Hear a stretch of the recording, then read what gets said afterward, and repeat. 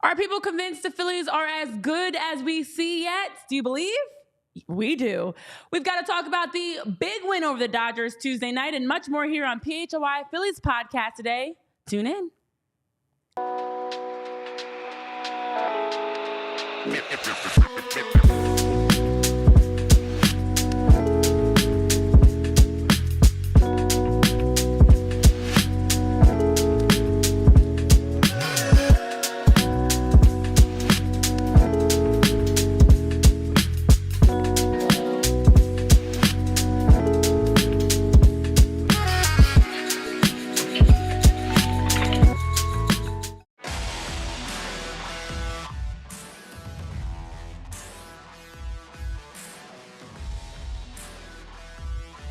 It's time to believe in the Phillies' magic. After going 5-4 without Bryce Harper and Kyle Schwarber, the Phils returned back to Citizens Bank Park, taking on the Los Angeles Dodgers, the Shohei Ohtani, and they win Game 1 10-1 Tuesday night. Welcome to PHY Phillies podcast. We've got Jamie Lynch, myself, Renee watching, and our great producer for today, Britta Haupt. We've had a chance to recap the game last night in our post-game show, and now we get a chance, after we had a night to sleep on it, to come at it with a fresh set of eyes and awake to now rehash the fact that the Phillies took Game 1. This is not the World Series. This is not the end-all, be-all. There's a lot of baseball left to play, but for right now, in July, in a stretch that many had circled on their calendar as the time the Phillies were going to stumble, here they are rolling through with a 10-1 win. So we'll talk about that. We've got Jim Salisbury joining us at 11:30, and we've got some other nuggets of information and stats coming your way for everybody in the chat. Happy Wednesday, Jamie.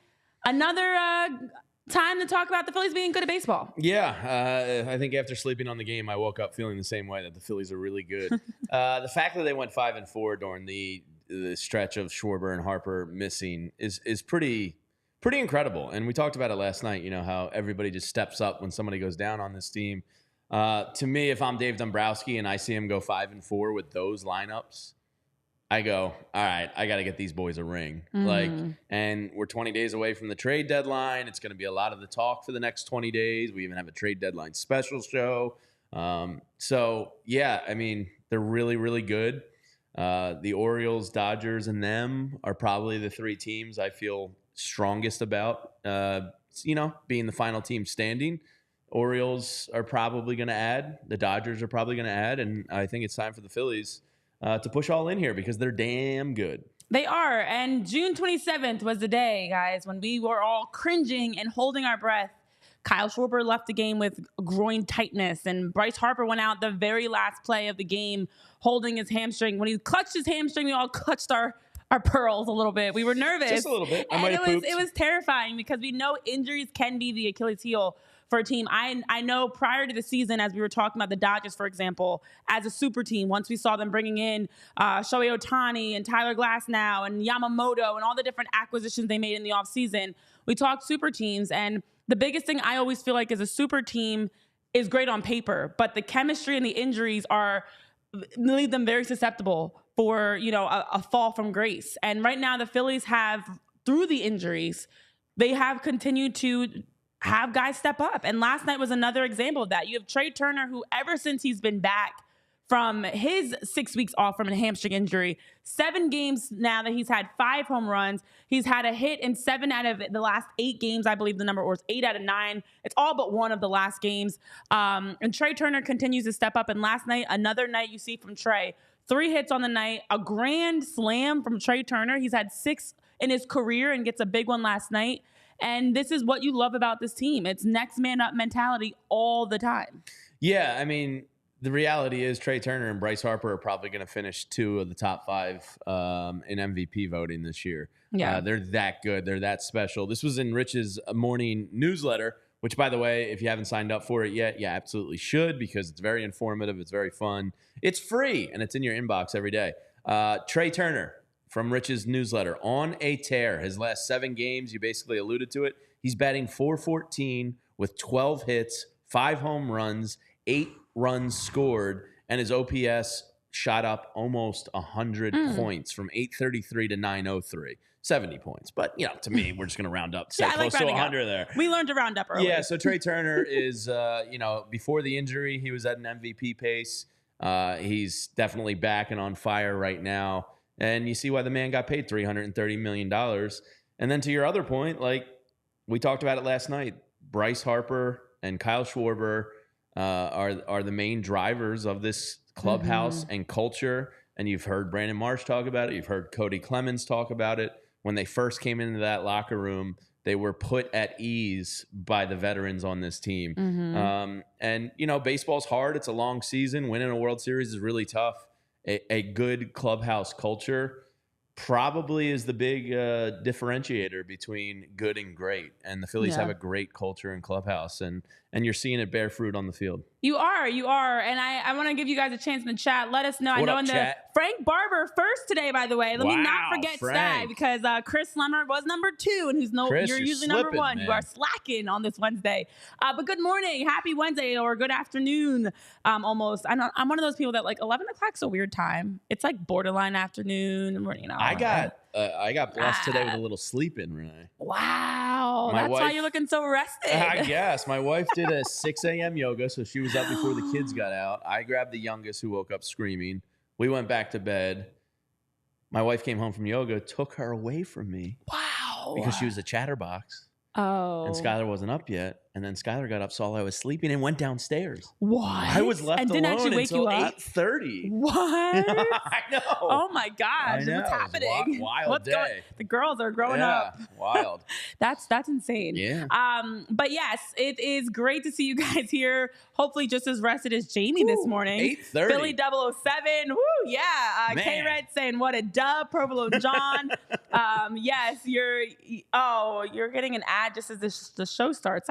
I'm sorry to hear that. I don't know what's going on there, but can't control that part with YouTube. Flyers in 7. Hello, everybody. Happy Wednesday. Listen, as we're talking about the production, it was fantastic to see last night Kyle and Bryce come back. They both were, I think, for all of us in a position as we were all kind of watching, like, okay, how do they look? Are they going to look good? Are they moving well? And they did. They moved well. We saw Kyle open up the legs a little bit more as the game went on. Bryce, first play of the game, Bryce, of course, shot out, which it's Bryce Harper. Do we expect anything less? But I was cracking up with Kyle. Kyle, maybe he just went back. I think he was just excited to be back and hitting ropes. He smoked that thing 115 miles an hour. And I guess maybe he went, I got wheels now. You're like, let me go. And he got thrown out by 20 feet. But you couldn't really blame him because he knocked in 2 runs there. And it was just good to have him back. This was, I believe, from Matt Gelb's article, the importance of Schwarber back in the leadoff, Renee. We talked about Stott kind of getting reinvigorated a little bit in the leadoff spot during his absence. Schwarber's 373 on base percentage. I didn't even realize this. He's 7th in baseball.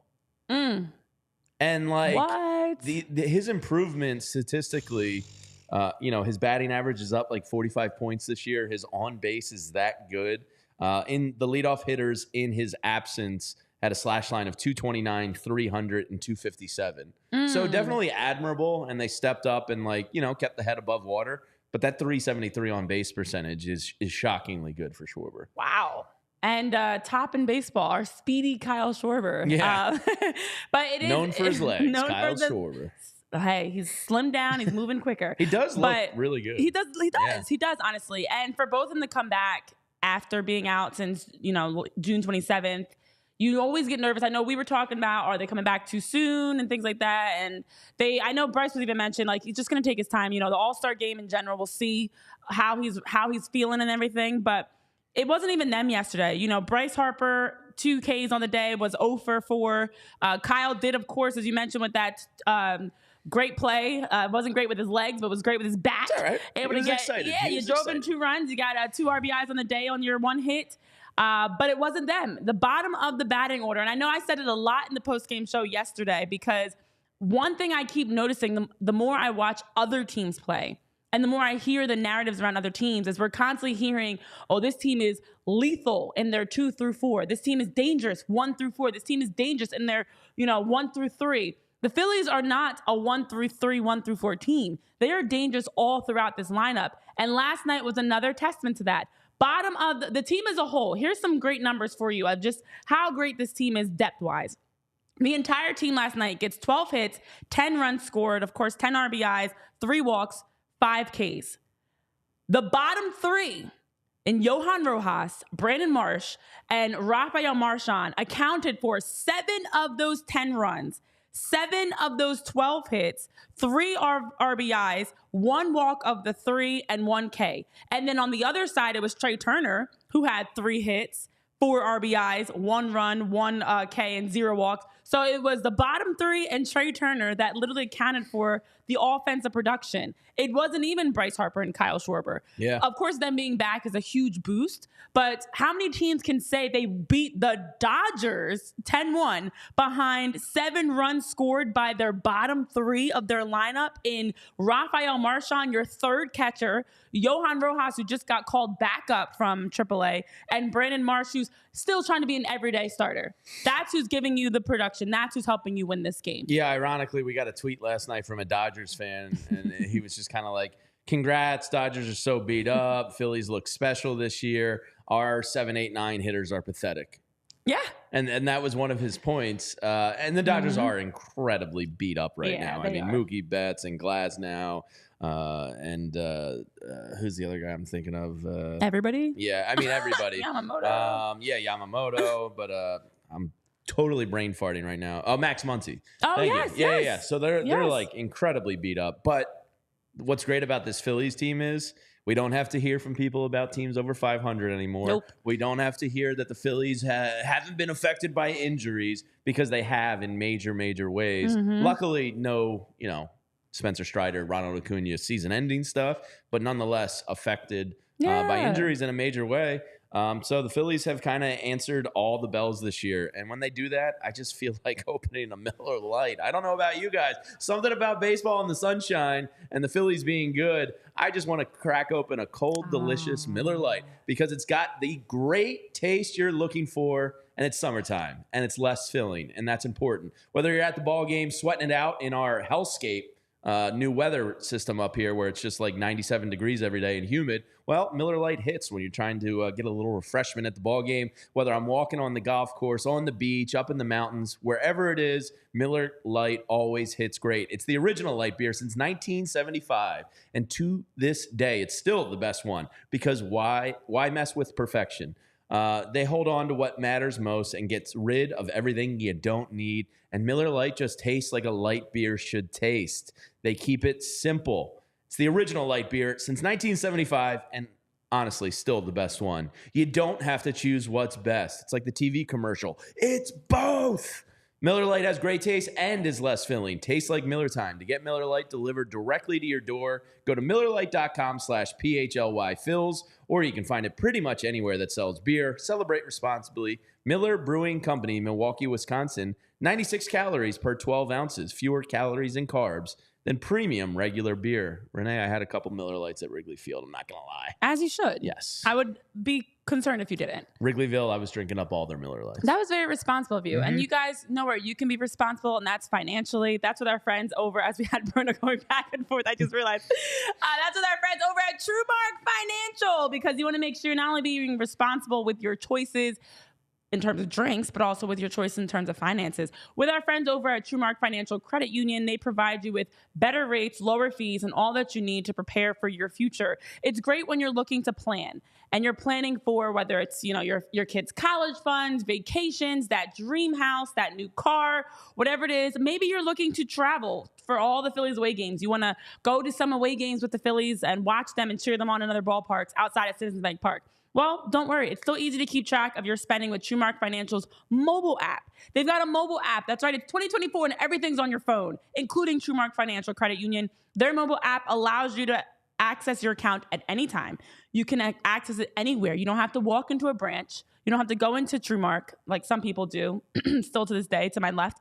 And you can easily check your balances. You can view those transactions. You can make transfers. You can pay bills and more, all from the convenience on your couch, at home, at the airport, at that restaurant, at that ballpark, that you can always access it. And also, if you are looking to plan for your future, let's say you are planning to buy that house or that car, TrueMark Financial also has a mortgage specialist for buying a house that offer you guidance on loan options and terms. They help you assess your finances and your credit score and just help you budget and prepare so you can save for that down payment and have the budget for closing costs. TrueMark Financial Credit Union has all the little details covered to make sure you can prepare for the fun parts of your life. And they are truly making a mark on your financial future. So TrueMark Financial is federally insured by the NCUA. It is an equal opportunity lender. And for more information, go to TrueMark.com/PHLY. All right, let's continue recapping all the excitement as you guys in the chat are talking through. The Phillies, as Frank Barber is saying, are now 21-13 against teams that are over 500. So yes, Seems let's good. put that to rest. And it's a good point you bring up, Jamie. Every narrative that's been thrown the Phillies' way about trying to justify their success, they continue to overcome. It was Edmundo Sosa who stepped up when Trea Turner was out. We just saw 7, 8, and 9 step up last night, even with Kyle and Bryce back. We saw them go to the London series and come back after hitting 18 different time zones in 17 days or vice versa. I think it was 17 and 18 days.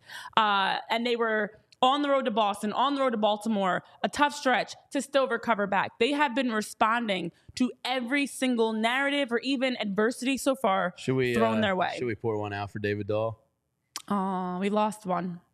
We lost a good soldier. He stepped up. He did his part in the beginning with the London home run. Should we do the Hunger Games? Yeah, but what is it? Wait, where do they go with their hand first? Don't they do like this or something? Yeah, like you do it for the district. I was never a big district. I'm a big Jennifer Lawrence guy. Was never a big Hunger I love Games Jennifer guy. Lawrence.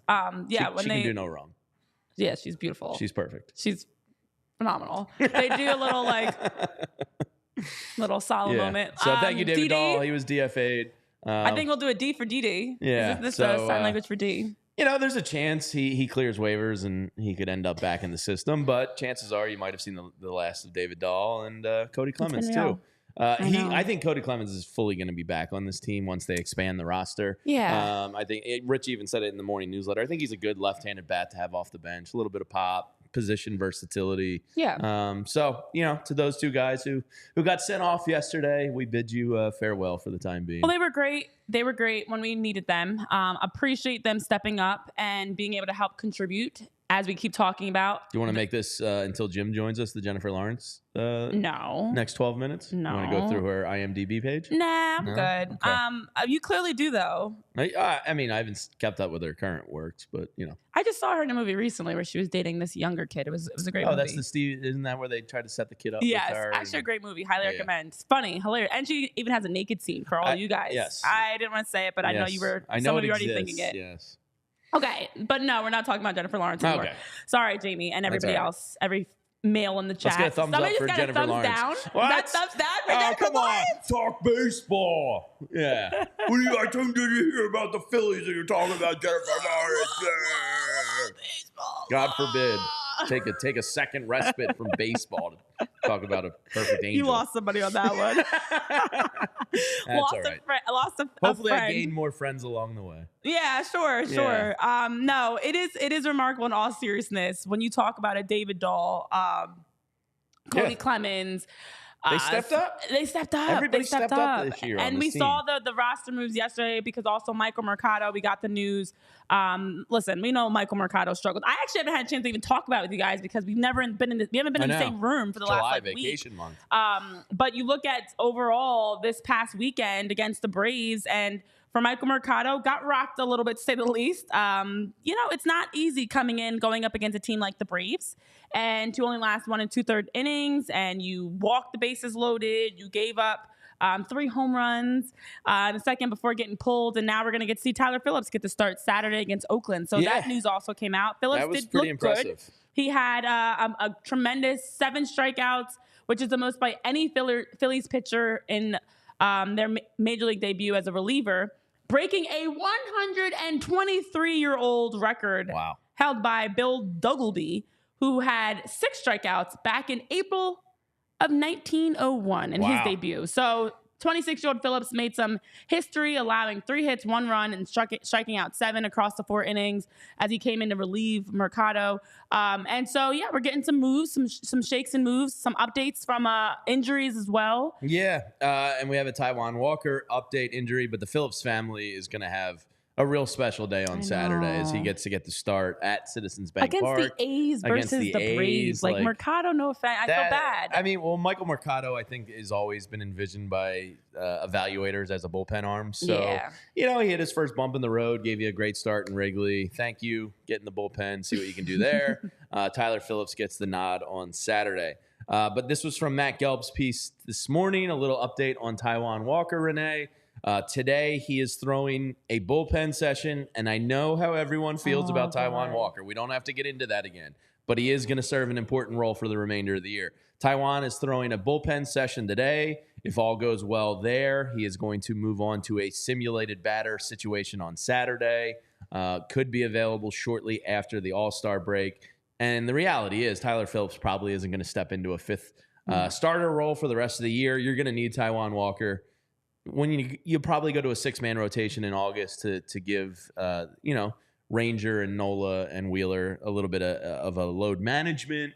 So maybe Tyler Phillips rejoins the rotation. But Taijuan Walker looks like right after the All-Star break could be back as the team's fifth starter if everything goes well this week.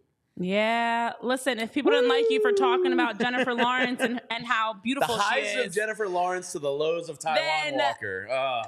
Yeah, I mean, they're definitely not going to like you talking about Taijuan Walker because he is important now. He is important, and I hate to say listen, you guys don't like Taijuan Walker, some of you, because you can't stand the struggles of Taijuan. It was what was it, the first inning of last year, and now it's like down the fourth, fifth inning that he just crumbles. He is an innings eater, and Taijuan Walker is what you expect as a fifth starter.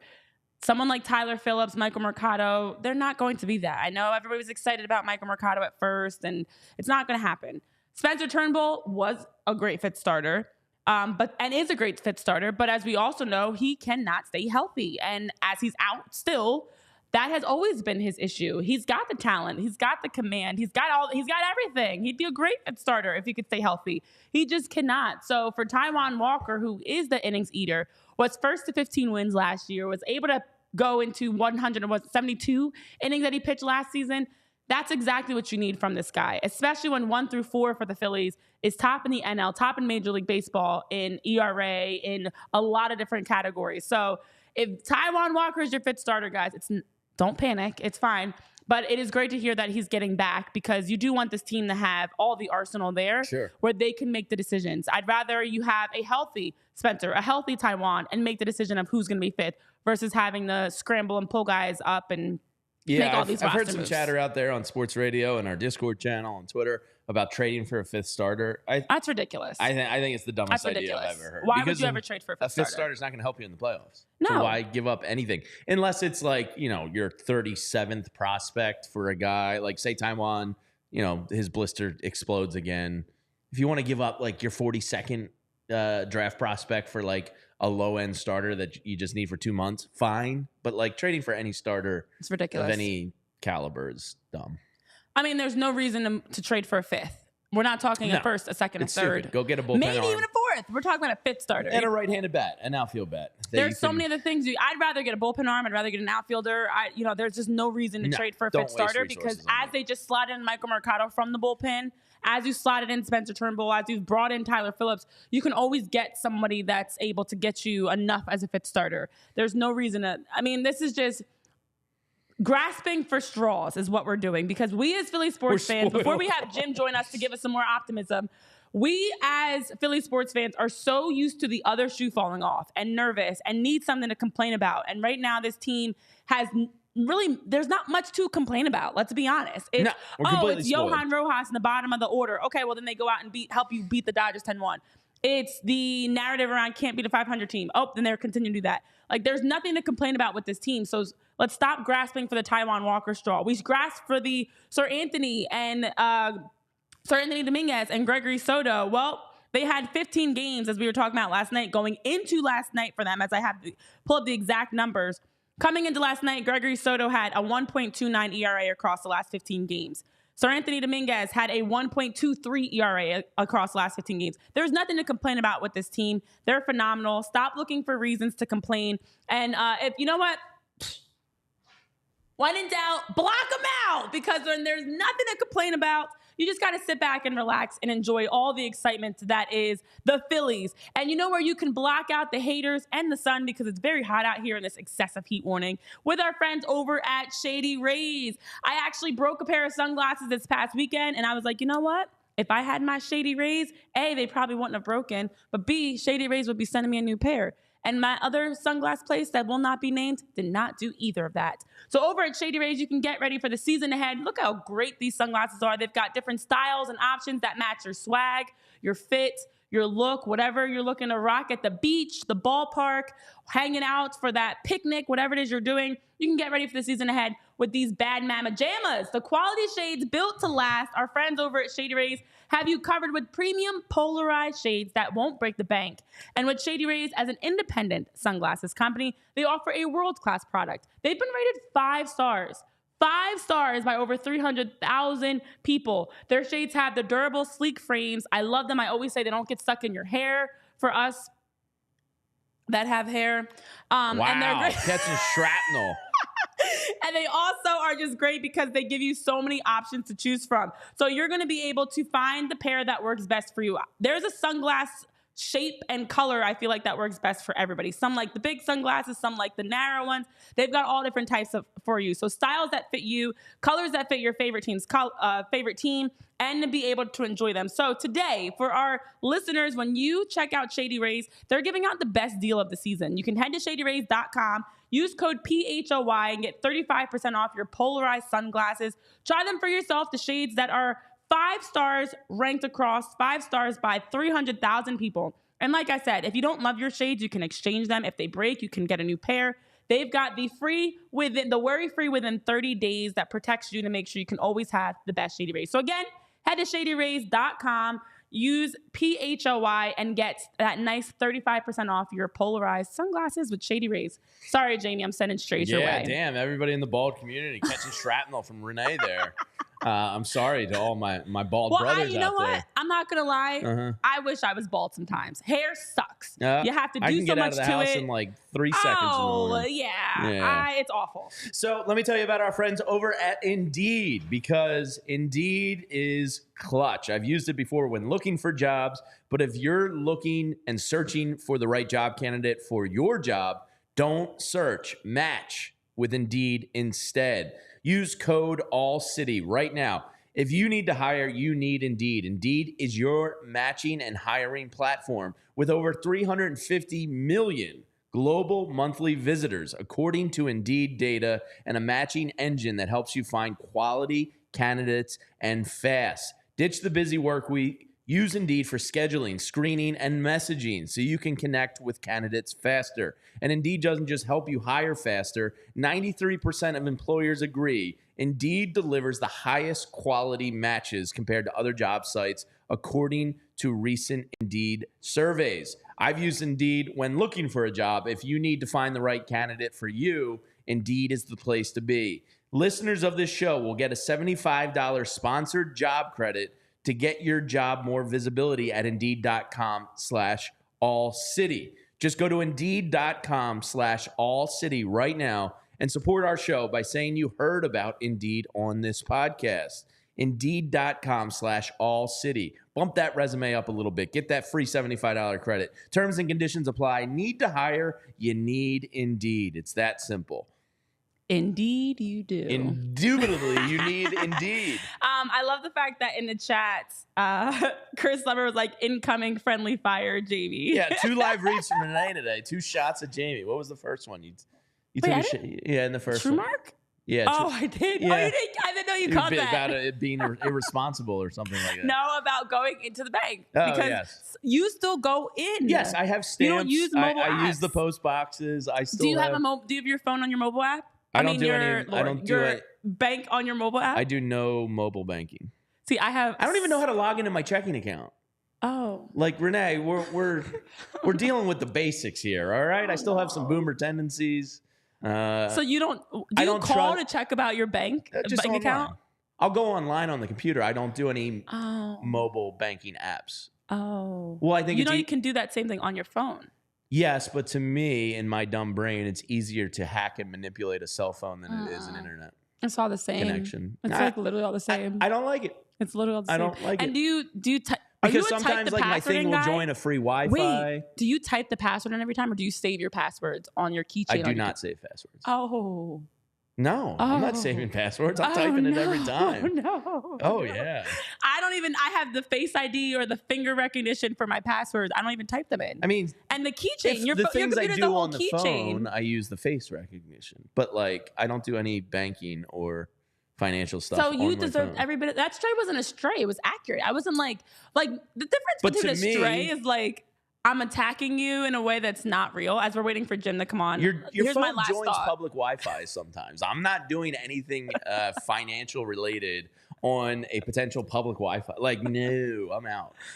Yeah, but it's Why? people I have can it hack. right here. I have this thing with me Yeah, everywhere. but that's the same as your phone. Yeah, but I'm usually on protected Wi-Fi signals. I don't think that's making sense the way you think that's making sense. Hannah Hannah is team type the password. I think Hannah, that's our Cubs fan that joins us. By the Team way, type the password? Yeah. I mean, I know all my passwords. I but don't. It's so many passwords. I fail at my passwords probably 92% of the time I try. You have to have like 3-ish. I don't know. Well, then I'm not going to say my password thing because I don't want people to be able to like guess it, but you have like a rotation of passwords. Yeah, and then you forget your password once, and you got to change it. And if you don't keep up with it, like, it's a lot of work. Renee. Man, I don't know what it's like over there. All right, well, guys, for those of you that are hopefully team not typing the password, and yeah, I bet Jim is a type the password kind of guy. We'll find out. Let's find out now. Our buddy Jim Salisbury joining us here because we got a major debate going on right now, Jim. Jamie that still goes to the bank. He doesn't have any mobile apps. No financial mobile apps. I still he types use the in the post password. box. I still get magazines. Oh, wow. I kind of have some old school tendencies to me, Jim. I know you're typing in your passwords, right? Yeah, I type them in. See, me and Jim are simpatico there. And I still go to the bank, and I actually go interact with other human beings. Yeah. That's so funny because my dad says the same thing. He's like, I like to go interact with the bank teller. I want to hear how their day is going. They're usually I'm like, nice people. Yeah, I'm like, or you can just do it on your phone. I want the lollipop, too. Oh, you still get the lollipop. Okay, that's fair. That was one of the perks of going. And then they used to give out. Love it. They used to give out the piggy banks, which I loved. Like Commerce Bank back in the day, that doesn't even exist now. Used to give out piggy banks. Got to go buy the stamps at the post office. You get several choices. It's a chance to get out the house and go interact with some friends, right? You know them by first name. All right, let's talk about our friends, the Phillies, though, because last night was another great game for them, going up, beating up on the Dodgers 10-1, and a big reason behind that was Trea Turner. 3 hits on the night, a grand slam. I want to start there with Trea's production as he came back from injury to have 5 home runs in 7 games. He's been on a hitting streak. He's been phenomenal since returning back. Jim, are we really getting, between Bryce Harper and Trea Turner, 2 top 5 MVP caliber players for the Phillies in one season right now? Yeah. I mean, Harper is right there. If you had to pick an MVP today, he's probably right there with Ohtani. I mean, Betts got hurt. He would have been right there. I mean, Trea Turner got hurt and missed time. Otherwise, he'd be right there. But there's a lot of season left for both of those players to make a major push in that, MVP race. And I expect both of them to do that. What we're seeing from Trea Turner right now has been really exciting. It's so exciting the way it's fun to watch him hit because he really knows how to, and it's kind of natural. He keeps that bat kind of on plane through the zone. So I wouldn't call it launch angle, but he finishes high and he knows how to backspin that ball out of the ballpark. And that's what we're seeing right now is those pull home runs that just boom, boom, boom, carry right out of the ballpark. And, last night, a grand slam, hitting 340 plus. He's a tremendous, tremendous offensive talent.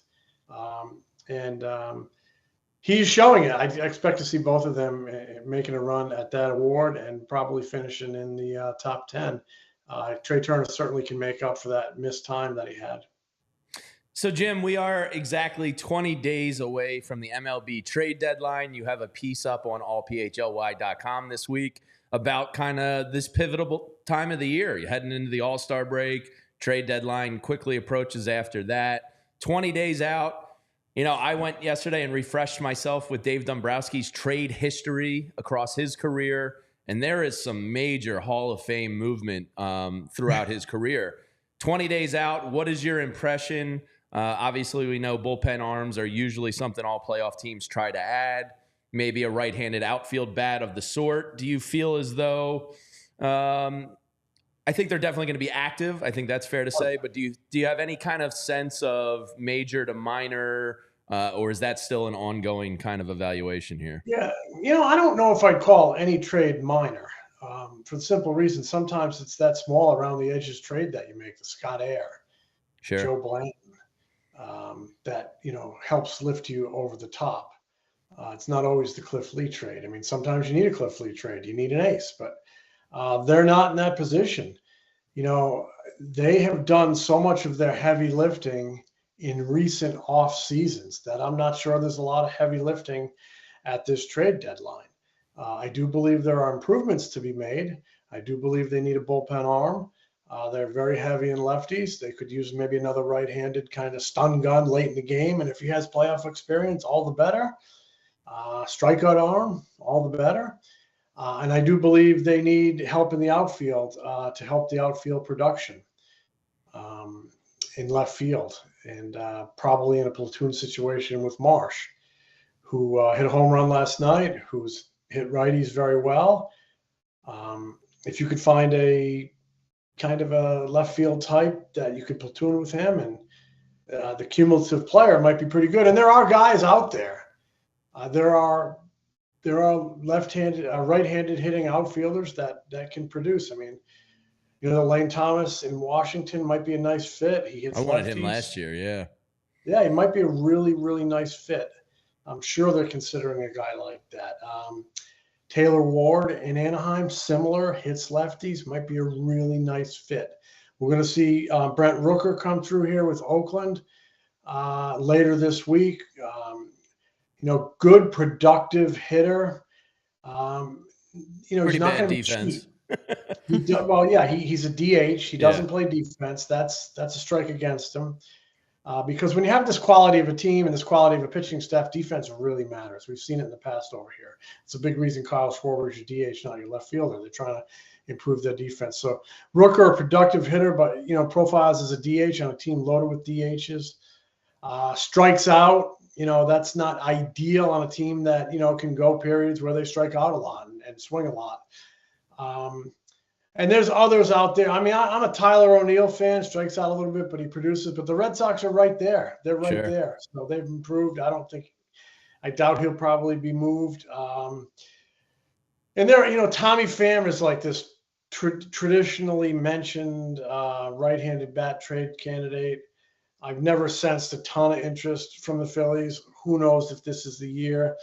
And of course, Luis Robert is out there. I just don't know if they have an appetite for or a need for a deal that big because, the Chicago White Sox, being the kind of train wreck they are with a young new general manager, he's going to try to make a defining, franchise-changing deal for this guy and bring in a humongo haul of talent. And I don't know that the Phillies want to do that, kind of blow up their farm system and some of their top guys to get him because they've set a very high price on him. He's a good player.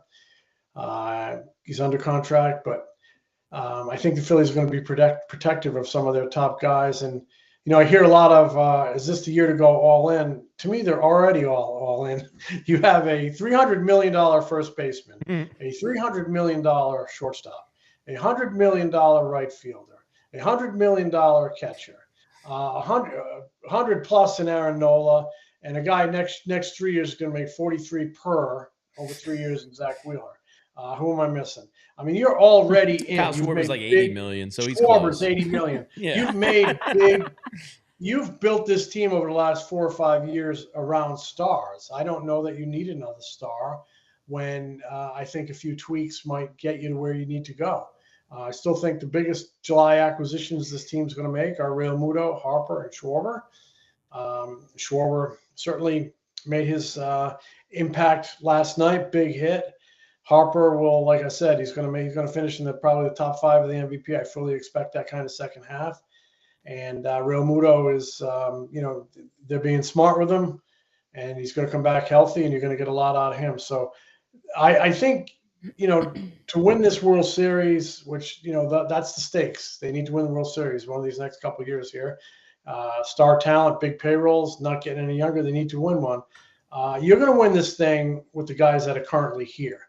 The guy that might come in is going to help, but you're going to win this thing if you win it with the guys that are currently here. And that's what you need most, is production from the guys that you've gone out over the last few off seasons and brought in here.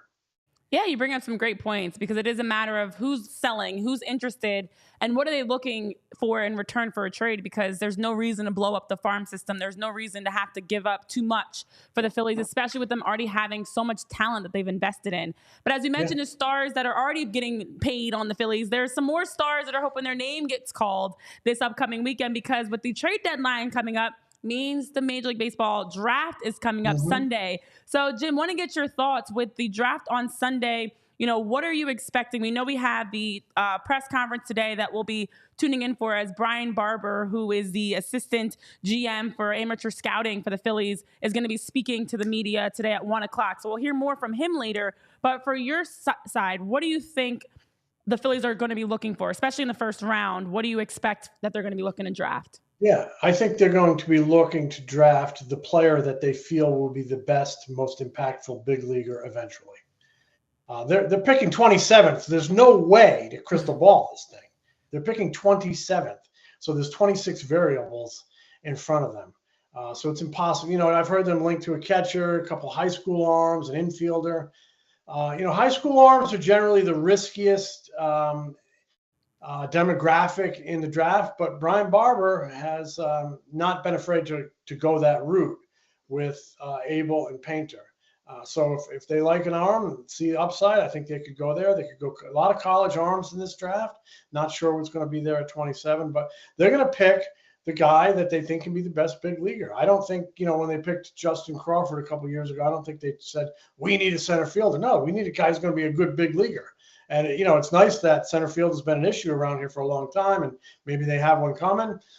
That's gravy, but you got to pick the guy who's going to be the best big leaguer, in my opinion. And I think that's the way Brian Barber will approach it. I mean, they, look at last year. They had Trea Turner at shortstop and a young, improving Alec Boehm at third base, and they still picked a left side infielder because they think Aiden Miller will end up being the best big leaguer. And that's why they picked him, and looks like a pretty good pick. He's progressing quite nicely. A lot of teams like him in the at the trade deadline. I don't think you're getting him, but he might be a really good one. But if they said, we're kind of set on the left side of the infield, we're not going to go near that kid. They just don't. I just don't think they operate that way. I don't think you can operate that way. This isn't the NBA where the guy steps in the next year. This isn't the NFL where the guy steps in the next year. There is the occasional Paul Skeens, but it takes time. There is a development curve that has to be, kind of navigated over, and I think they will take that into account. And if it takes 3, 4, 5 years to get the best big leaguer here, that's the way I think they'll go. But at 27, it's too hard to crystal ball what they're going to end up with. Yeah. Jim, I'm curious, obviously all your years traveling around and experiencing all the different Major League Baseball stadiums, you're not taking in the fan experience. You're not out on Waverly Ave and eating hot dogs and doing beer snake cups in the outfield and all that. Although at times I'm sure you wish you were. I just got back from Wrigley Field. I had been there before, but never for a Phillies series. Wrigleyville is just like the absolute coolest, and Wrigley Park is amazing. I'm curious, what was your favorite road experience? I think I'm up to 14 or 15 stadiums myself. Wow. You probably are at damn near all of them. What was your personal favorite on the road? The only one I've never been to is the New Texas ballpark. In some cities, I've been to 3 of them, Atlanta. Yeah. I love getting on the train. I love staying in downtown Chicago and taking the Red Line up and getting off at Addison and walking through Wrigleyville. That's a great experience. Walk by Murphy's bleachers and then up to the press entrance. It really bustles. So Wrigley is a great experience. San Francisco is really tough to beat. I love downtown ballparks. I love it when you can walk to work, walk to the stadium. Though downtown St. Louis is really kind of kind of beat. You know, they roll up the sidewalks at night, and there's been a lot of migration out of the city of business. It's kind of dead downtown, for lack of a better. But, you know, that ballpark does come alive when the Cardinals play downtown. It really lights up that downtown area. And that's kind of a fun experience, walking to the ballpark in St. Louis on a game day or a game night. But to me, walking down from downtown San Francisco, walking down to 24 Willie Mays Plaza, that's the best. I really love that ballpark. For a lot of reasons. It's very cozy. It was not built on a big, huge footprint of land like the one in Detroit, big footprint. Even Citizens Bank Park is built in the middle of a parking lot, so they had kind of room to spread their wings. You know, they wedged in that ballpark between, you know, a piece of San Francisco Bay and the subway or the trolley line, and so it's kind of cozy. The concourses are not real wide. It's got that old school feel.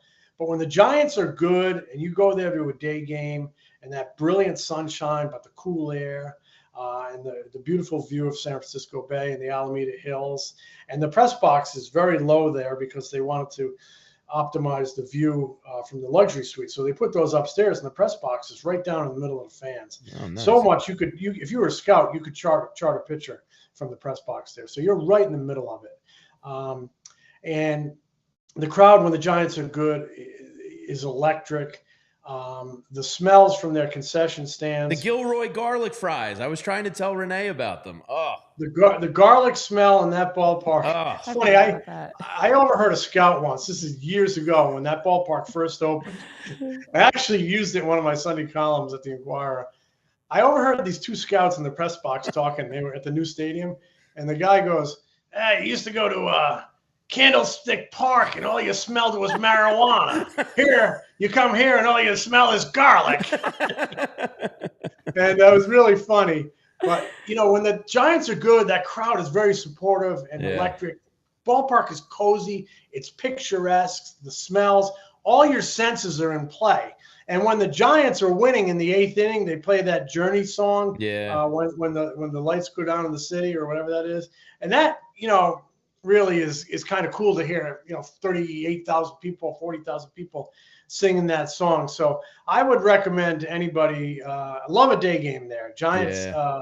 24 Willie Mays Plaza is something to see. Love Dodger Stadium. Love San Diego. Love Citizens. Love Pittsburgh. Pittsburgh's cool when the Phillies are out there. Pittsburgh's the one I got to get to. I've heard great stuff about PNC. Yeah, you'd like Pittsburgh when the Phillies are out there because it's a really small downtown, compact downtown, and all you see is Phillies red all over the place. Yeah, and the ballpark is really pretty.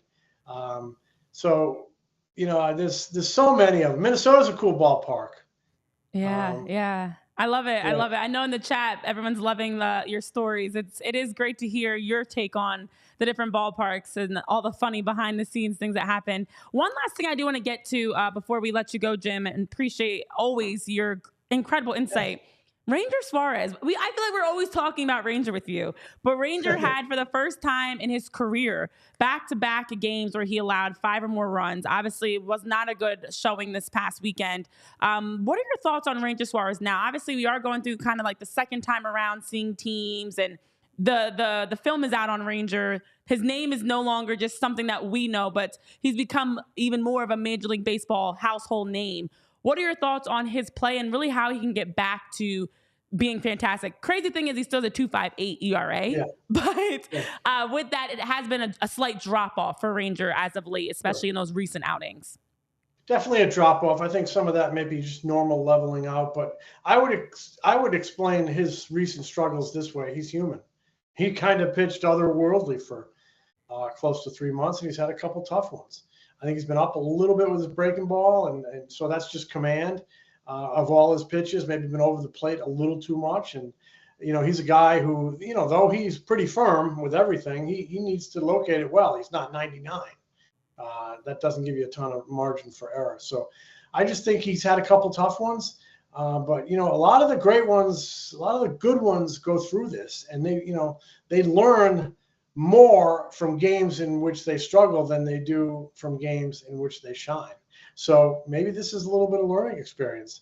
Maybe he's learning more about his body, how it responds in in the heat like we've had recently. How it responds to, a jump in innings, the most innings he's ever had at a midseason point. There could be some what they call dead arm. It's just a little bit of fatigue that your body gets its second wind. Eventually, I think, maybe he'll pitch an inning in the All-Star game. He'll pitch, Friday? I think it's a big start for him. Big start for the Phillies because, they rely on Ranger Suarez. And you need to know he's okay. And you need to know he's going to go into the All-Star break with some confidence and a good frame of mind. I think it's important for him to go into the All-Star break feeling good about himself. So after a couple tough ones, it would be nice to see him have a good showing Friday night for just a lot of reasons. Maybe get an inning in the All-Star game, kind of like a bullpen session. Personally, I would prefer that he go to the All-Star game, tip his hat, go to the post-game buffet, and then go to the airport. But who knows? And get a little rest over the break and come back and see what he's got. But I'm not alarmed. We've seen pitchers go through this before. They're human beings. Some nights you're up, some nights you're down. He was up an awful lot the first 3 months. He's had a little tough spell here. I think he can bounce back. Jim, just on that, do you think part of it is team? Because there's obviously several things that go into the pie here. Do you think teams are approaching him a little bit differently? And by that I mean trying to jump his first pitch a little bit more because he throws so many first pitch strikes. Yeah, I think, and when it's not a quality strike, that's when you get in trouble. But yeah, I do. I haven't seen any data on it, but I think that's the way I would approach him. This is a guy who looks to get ahead, and if he's going to leave one over the plate early, don't miss it. Yeah, don't miss it. But that could be it. You talk about having I think people have seen enough on him over the years, kind of know how he pitches. I just think his success early on was it's what made Roy Halladay successful. Yeah. No, Roy Halladay executed pitches. You heard him talk about that ad nauseum. He I'm going to throw this sinker. I'm going to throw this cutter. I'm going to throw this split change. I need to execute it. If he didn't execute it, like anybody else, he could get banged up. I just think it comes down to really executing pitches. Maybe this is a little bit of a learning experience for him, but he's still awfully good. It'll take him any day, but he's very important to this team, and it would be nice for the fans, for the organization, for Ranger himself to see a nice start on Friday night. Yeah. And as you mentioned, especially with having a start like Ranger did, where you're having these records that you're breaking and the superstar play, that's the best we've seen in like the modern era. A lot of things we're going back to in the last 100 years for Ranger that he is showing us. He is human. And as you mentioned, he should be able to learn a lot from this. But Jim, we had a chance to learn a lot from you today, even hearing about your ballparks that you've enjoyed going to visit and some great stories. As always, we appreciate you for taking time to join us and weigh in on the Phillies. Yeah, I'm going to tell you this. There's not a ballpark that I've been to that I didn't like, even like a high school field. I love ballparks, especially ones like I'm just talking like a ballpark like in a community. I love a ballpark that is literally a ballpark that has trees. Trees where the fans sit. You can sit under in the shade. As a New Englander, Jim, did you hit the Cape Cod Summer League much when you were up there? Not much, but I had over times. I had seen some games up there, and a lot of those are community fields, like I'm talking about, where you can sit under a tree. It feels like you're in a park. And oh, by the way, there's a diamond. There's a baseball diamond. Yeah. I've always wanted to catch a game there, so that's on the bucket list for sure. Yeah, it's a great point. That is a great point. The simple things like being able to sit under a tree and take in a baseball game. Smell some garlic. Exactly. But Jim, thank you as always, and we appreciate all the great work that you're doing and love seeing all your fantastic coverage. So we'll be talking more soon, buddy. See you. Thanks. Thank you guys. Have a great day. See you, Jim. Thanks, Jim. I told you about these Gilroy garlic fries. It's intoxicating. I forgot we had talked about the garlic fries. You walk into that San Francisco Giants stadium and you just want garlic. Yeah. Garlic. Yum. I mean, if you walk by like an Italian restaurant and get that whiff of garlic. I do love the smell of garlic. Don't you get like hungry? Just instantly? Oh, yeah. Like something about garlic. I know. And it's wild that it leaves such a bad taste in your mouth because it's so good. Yeah. My wife will just eat cloves. And sometimes I'm like, take this gum and these mints and just Let's keep 10 feet of distance right now. Yeah, it's just, so there is a downside to garlic. It's definitely the downside for sure. But also, I saw a lot of comments in the chat about the financial conversation we're having. I hate to go back to that because there was something though that I was curious about. Don't you use Venmo? I do. Yeah, but like, what? Somebody Somebody mentioned it in the chat, and I'm so glad they did. I can't remember who it was. Use Venmo. How do you use Venmo, but you don't use mobile banking? Well, because they're already linked, and like, so just it's all the same. Leave me alone in my literally the same. My weird straddle of generation. You corner. just wait. You're gonna start using mobile banking. No, I'm not. And I don't even know how to log into our accounts. You just download the app. And you type in your out. I don't even know our username and password. When you log in online, you literally are typing in the checking info. Ignorance is bliss when it comes to me and my 401ks and savings. I take stuff out. I don't look at it. I don't touch it. Oh my! I don't. And the thing I don't like logging into my checking account. My last note on all of nothing. this is in 2024. My wife is the fortunate. CFO. I am an idiot. You are the ID. CI. Yeah, I don't even know. Chief Idiot Officer, CIO. CIO. In 2024, guys, there's lots of ways to protect you where like mobile apps and your banking gives you an alert if there's suspicious activity. Yeah, I get those emailed to me. I have been hacked and they were like, we recognize it's not you. I actually got the money back. Like, you'll be fine. Well, you'll be fine. And then like story. K-Red was saying, some of us, you don't even have to worry about it because your bank account doesn't have much. So it's like, joke's on you, hacker. You think you got some money and all I got are cobwebs in my bank account. When we were in Wrigleyville last week, we went on it was a 1:30 a.m. post bar. I wanted to go get Portillo's for the late night Italian beef and hot dogs. Yeah. Couldn't find it, so we struck out. So my brother-in-law ended up ordering a pizza. We passed out before the pizza arrived. He woke up the next morning with a fraud alert on his credit card bill because it was like a 2 a.m. pizza order in a city he's not from. So yes, no, I'm aware they look out for you. Yeah. But okay. That's just not me. All right. Also, K-Rad, you said you have family in Vineland. That's where my family is from, Millville and Vineland. Ask about the Milborns when you're down there. That's my family on my mom's side. All right. Last thing as we wrap up because we've got more. Does she know Mike Trout? He's from Millville. Did you know that? I know. Have you heard that? Fun fact. Basically, Mike Trout and I are related because I have like 1,000 relatives in Millville and Vineland, and it's like a town that like nobody knows of. By the way, and my family's like single-handedly populating Millville and Vineland. Mike Trout was a part of the Paul George video pitch from the Sixers. Yeah, that's interesting. So, yeah. Mike Trout, much like Micah Parsons, they all want to be in Philly. Okay, so that being said, we are in Philly tonight. The Phillies facing the Dodgers again for Game 2. Now, the remarkable thing is, after scoring 1 run between the last 2 games of the Braves series, the Phillies came out and put up a nice 10-1 victory against the Dodgers, which we love to see. Tonight, it's Cristopher Sanchez getting the start. Let's hope this can continue.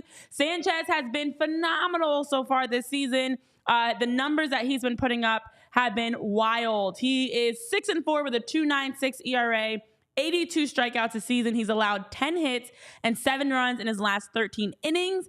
And he also has a 1.35 ERA and a .213 allowed batting average in his 60 innings at home. So as great as he's been overall in the season, he's got a 1.35 ERA in 60 innings pitched at Citizens Bank Park. This is his first time going up against the Dodgers, his first start against them. Gavin Stone gets to start on the other side for the Dodgers, who's 9-2 with a 3.03 ERA, 73 strikeouts. He's allowed 11 hits and 4 runs in his last 12 innings. And he's got a 2.30 ERA and a .203 allowed batting average on the road, going up against the Phillies for his second career game. So another chance for the Phillies to, if they can win tonight, you win the series. You're sitting pretty heading into Game 3, and to be able to beat a team that's not only over 500, but is the mecca, one of the meccas of Major League Baseball in Shohei Ohtani and the Dodgers would be a great way to kickstart this week. By the way, Phillies fans booing Dave Roberts for benching Ohtani last night. Job well done, Phillies fans. Because look, if you want to take Freddie Freeman out of the game, he's playing first base. You know, maybe something he gets an ankle stepped on, or he hyperextends an elbow reach. That I understand. You're taking out a DH. I mean, I know you can get hurt on a swing, but like, come on, man. Shohei Ohtani is the ticket. People pay money to see him hit dingers. You can't pull him there. Come on, Dave. That's tisk tisk. I might be one of the few people You should support anything Ohtani. No, not even that. I'm one of the few people that like kind of understands it. No. And even as a LeBron James fan, like I was in LA for a game and LeBron didn't play, and I was like, wow, I flew all the way out here and he's not playing.